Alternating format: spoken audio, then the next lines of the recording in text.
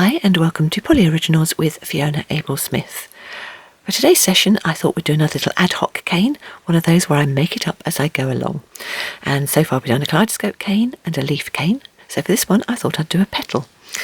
You can see the colours I've got laid out here, so these are ones I've chosen, and to make it slightly easier for you I haven't chosen colours straight from my stash. I've chosen brand new colours so I can talk you through what we're going to do with them.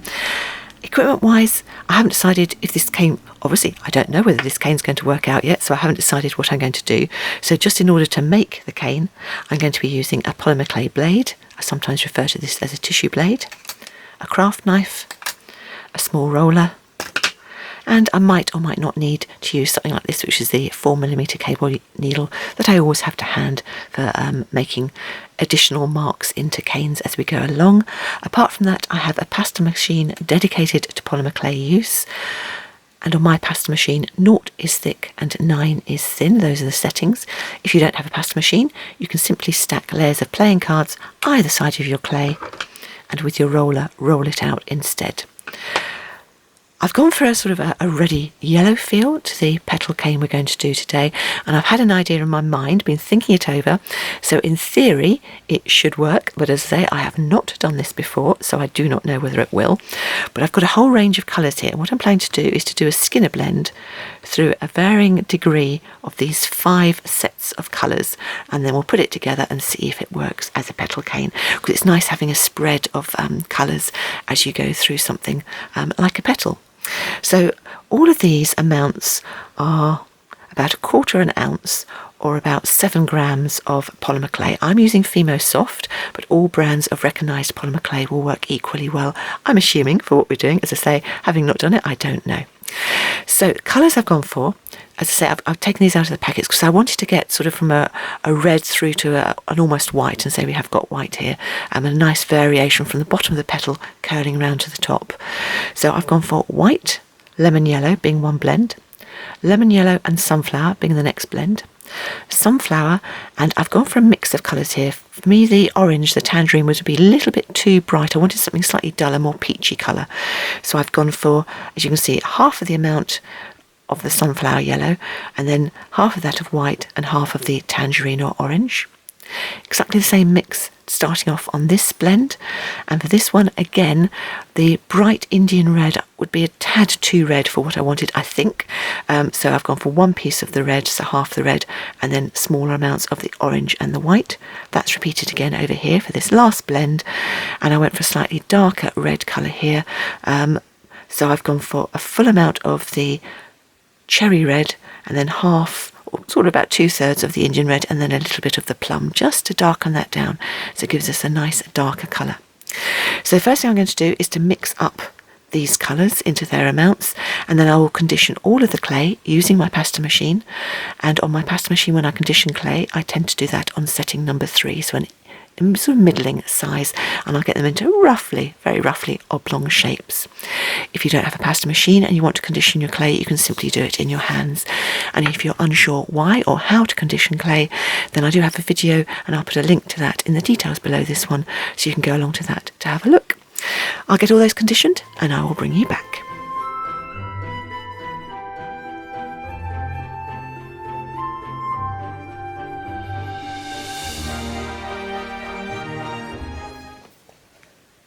There are all the colours conditioned and put together in the way we're going to do a blend in just a moment.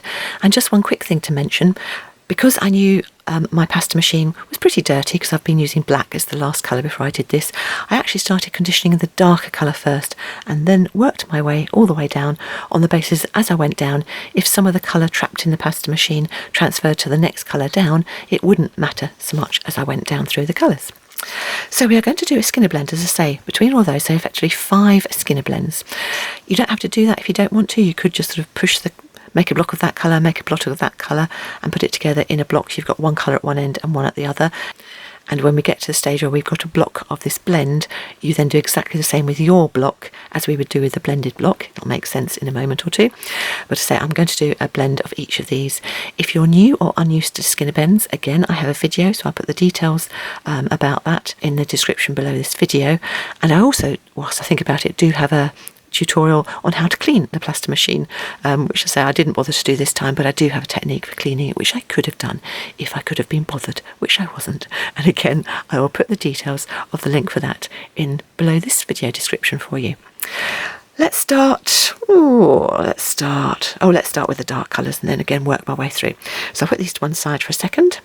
And we're going to do a very basic skinny blend, which is just the diagonal cut through both the pieces. Because we've got oblongs, we can then put one on top of the other, put them together with that diagonal going down the middle, and all of one colour on one side, and then we'll get a nice blend going through to all of the other colour on the other side.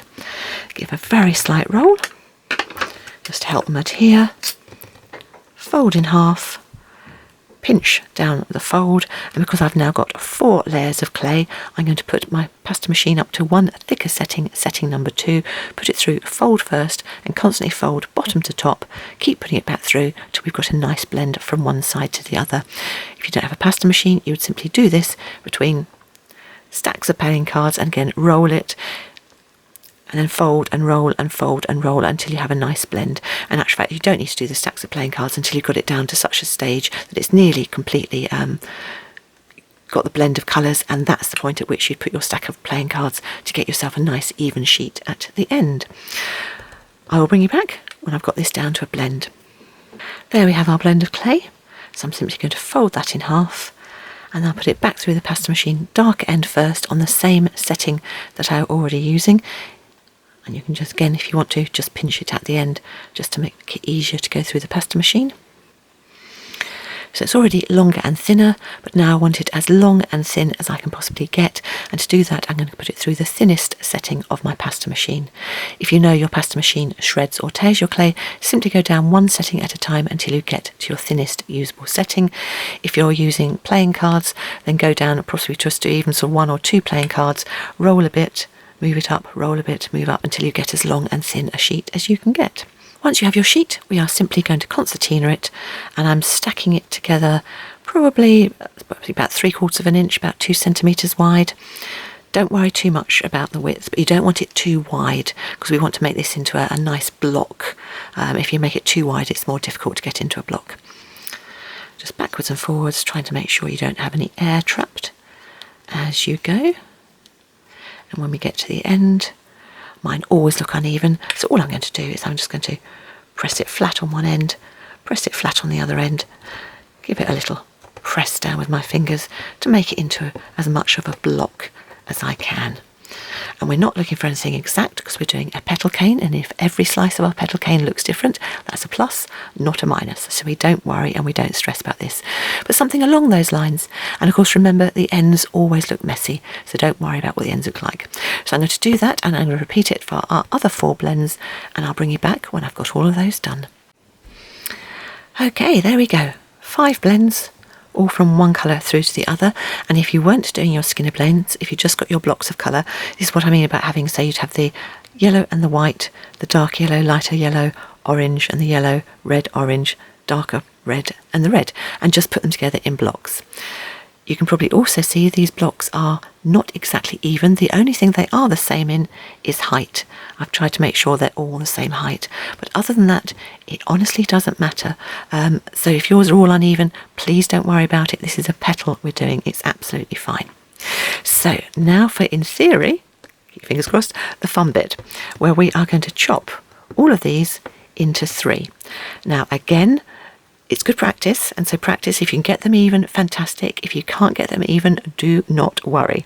But what I'm going to do, I'm going to sort of turn it so it's side on to me, and then I'm going to cut it into, let's say roughly, but it doesn't have to be. And if you're not going to do rough, in fact that's not rough because make 3 pieces, it definitely wouldn't be. But if you can't do it roughly, then make the 2 outer pieces wider than the middle piece. In fact, I might just do that on all of them, seeing as we've started that way. But I say, do not worry, do not panic. If of course it goes completely awry, you can just put all the pieces back together, press them together, reshape it, and because it's polymer clay, it will stick, and you can then have another go at cutting it. So again, no stress over this. It is not a problem any way you go. When I'm cutting down through something, I will generally seesaw and look one side or the other as I'm going down, just so I get more chance of getting the cut where I want it. As you can see, this one's really uneven. That's what I mean. It does not matter. Mind you, I'm saying that. I don't know how this is going to turn out. Hopefully it will not matter. We will find out together. And the last one.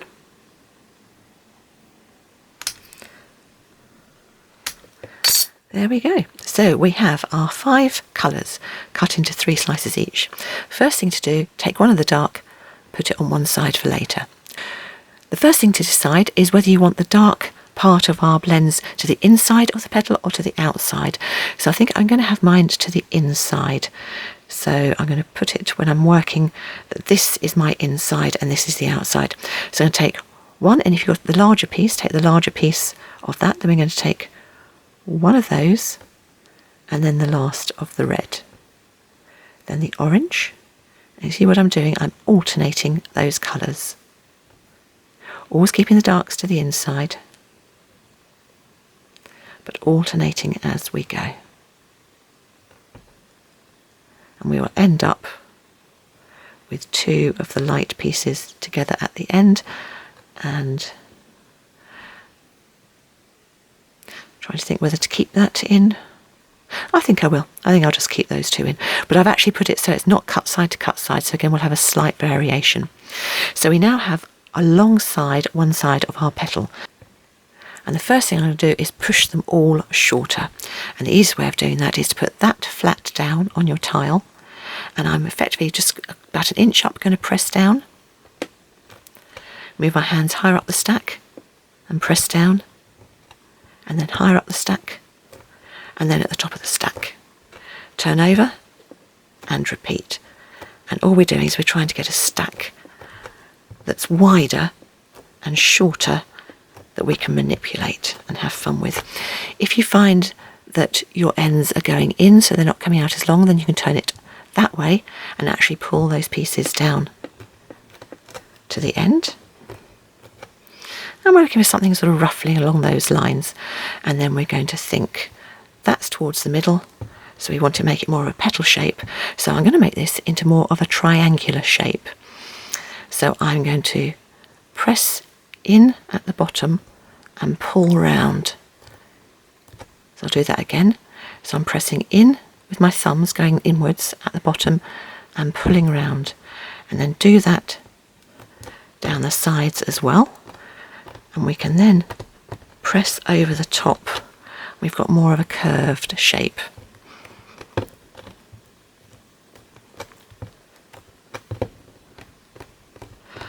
And I'm just going to press in along that and continue that. Now I know that's going to mean that these inner petals are also curving in towards the middle. So what I'm going to do with those is, having got a nice curve, I want these, because these ones are going out and that's fine, but it's not going to look very petally if these ones come down. So I'm going to flatten at the bottom.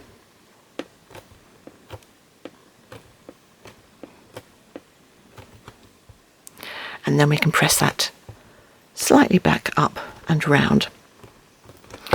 And these are the sort of problems that I would normally hone out if I was doing practices before I did an ad hoc cane, so that when I did a tutorial for you I would have got these figured out. But this is the difference between doing it ad hoc. As you can see, I am really making it up as I go along. So I'm just pulling this up a bit out and putting it round. It will still have a curl on the inside, but that is absolutely fine. And I think we're at the stage now where we can chop down through and see what we've got. And actually I think that's quite nice, so I'm quite happy with that. But what we will do, remember this little bit we put on one side, this is going to be just a little bit of a middle stem to put down, so I'll put that to one side, and I am going to roll this to make this more even. I don't want it very long. I want it to go far up, just a little bit up on the inside.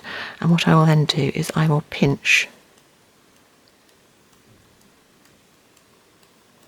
the end, give that more of a roll. And again, as I've said all along, because it's a petal cane, We don't need to be too neat. And I'll put that in, chop the end off, chop it off at the bottom, and then put our two pieces back together, and that just gives a little bit of just a centre spike in our petal. Oh, and I must admit, I do actually quite like that. Now, it's a bit odd the way I did that bottom bit, so that was a little bit strange. If I just run you through that again, what we did was we created our thick stack, and then I pushed in to create that triangular shape. But having created that triangular shape, I realised that all the petals were going to be facing in that way. So my darker bottom bit, I just blunted the end flat and then pushed it back up just to create that a little bit more of a swirl. So what to do with it now? Well, obviously I think it's quite nice as is, but I will keep it more or less in that shape. So I'm going to reduce it down, and I think, shall we make some? I think yes, let's make some earrings. Let's make some little flower earrings with that. So I am going to, in order to keep these going in the right direction, if I put this down as a round shape, there's a possibility that these wouldn't keep going upwards. So what I'm going to do is I'm going to reduce it in more of a square shape, keeping this line as one of the corners.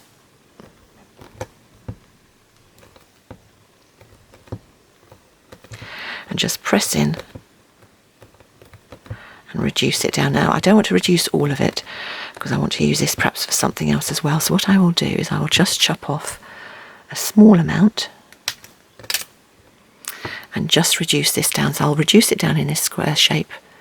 So because I've only got a little bit to start with, I'm just going to jiggle it in my fingers, just making it slightly longer along this way.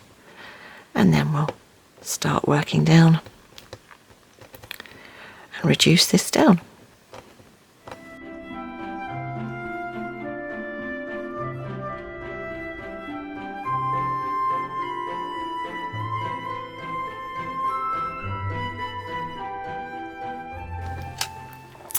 Once I've got it to a size that's roughly small enough for what I want, and I'm thinking, yeah, we can do that. So I've just rounded off again the sides, which were square, and we'll just roll over the top to try and get back the sort of the petal shape we wanted. And then I'm going to put that on one side to rest just for a little bit till we take some slices. And I need to think about the construction of the earrings. For these, I think we'll do stud earrings, so with the little flat-backed bits that you sort of put into place once you've baked your piece. And we will need a central colour, and we will need some backing clay. Got a tiny bit of red there, so I think I will use a little bit of red. So I will get that conditioned and put it through a medium setting of my pasta machine. I found a little oval cutter that's big enough to take one of the rounds of the flat backed studs once we've baked this. So I'm just going to take a couple of ovals. Rounds would also work, so just whatever you've got to hand.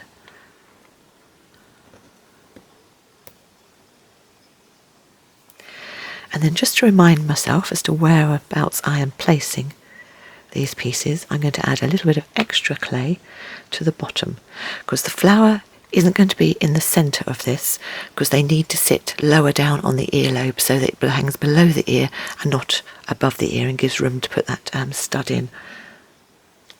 So I'm putting that on the bottom and just pressing it down. So now I know where I'm going to add my petals onto. And the next thing to do is to take slices from your cane. Decide how many petals you're going to use. I think with the shape I've got, 5 petals will be nice. So all I'm going to do is with my blade very carefully take slices off.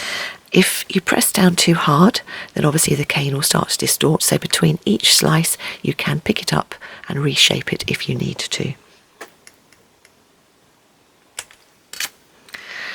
And I'm looking for slices that are big enough that they're going to have some integrity after it's been baked, but not so thick as to make the piece chunky. And as I normally look over the top of my slices when I take them, I will do the other slices off camera, and when I've got my 10 slices I will bring you back. When I'm working on earrings, I will generally do something to one earring and then immediately do the same to the other. So I'm going just up to the top so that when we put that stud on, it'll sit nicely in place, and then just build. Actually, I think that one can come up just a fraction more. Just seeing what I've done on that one, and then we can build one out to that side,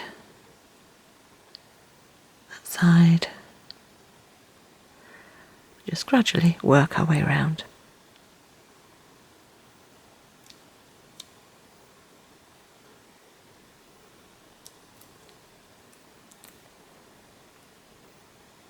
And I haven't been pressing them down too hard at this stage, so if necessary I could go back in and lift them up if I'd placed them in slightly the wrong place. So there we go, there are our little flowers, and all I've done is I've taken a tiny bit of scrap light green clay, rolled it into a ball, put that in the middle, and then just with the cable needle just press down just to make sure that's nicely in, so that's holding the petals in place, and then we can peel that off the sheet and they are ready to bake. I will bake them on a small tile. I will tent the whole tile with aluminium foil quite sort of high up, so it's not actually touching the clay in any way, but the aluminium foil helps to protect the clay should your oven spike in temperature during the baking process, and bake according to the manufacturer's instructions for the brand of clay you are using. So I'll bring you back when I've got those done, but just to run through, the additional equipment I used there was a little bit of baking parchment and an oval cutter, and then of course we will need some of those flat backed studs in order to finish off the earrings, and we will do proper earring backs, so I'll add some more clay onto the backs once they're in place to finish them off nicely. The earrings are baked and cooled, and there's the bit we're going to add onto the back, so you can turn them onto their back sides. I've got the little flat end studs ready to put on, and either with a little bit of PVA glue, if you've got that, it'll just stick them on, in which case you can wait till it dries, or with a little bit of liquid clay. But with the liquid clay, it's teeny tiny little dab. You want just enough to make it sticky or tacky, but not slippy. And then I've taken exactly the same colour of the red as we were using, put it through a thinner setting of the pasta machine. So on my pasta machine, that was setting number 5. And I'm just going to take a couple of cutouts, put a tiny hole in them with a cocktail stick, and start putting them down through the flat studs, and then one at a time simply add them to the top of where you want them to sit, so the top of the oval. If I didn't have another round cutter, then I could of course use the oval. If I'd done an oval, I'd have made sure I'd put the hole towards the top of the oval, so the round stud back would have fit in place. And then with my cable needle, I'm just going to roll the clay down around the edges and just neaten it off. When you're done, they're all neatened off, obviously just do a final check to make sure they're in the same position, so they're going to hang evenly on each ear. And then I've gone back to the tile.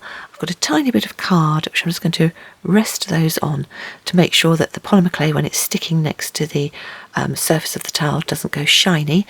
Didn't matter when it was the other way up, but being that way up, I'd want to make sure on the front that they don't go shiny. And as before, tent in aluminium foil and bake according to the manufacturer's instructions for the brand of clay you are using. And I'll bring you back when they're done and cooled. And there are our finished earrings with little butterfly backs on, ready to be worn. And I think that makes quite a sweet little petal cane and a nice pair of earrings. And that's the end of today's little ad hoc cane video. So sweet little earrings made from quite a nice petal cane, whether you use it in a big size or reduce it down and use it in a small one. I hope you enjoyed watching that, and I hope you have some fun and make some of your own. As always, thank you so much for watching, and a special thank you to those of you who subscribe. I really do appreciate it. And I have no doubt within the next day or two, either before or after this video goes out, I'll probably have an experiment and make some different colours. So don't forget to follow me on social media, which is where I will post any variations that I do. And hopefully I'll see you next time for some more polymer clay fun. That's it for now. Bye.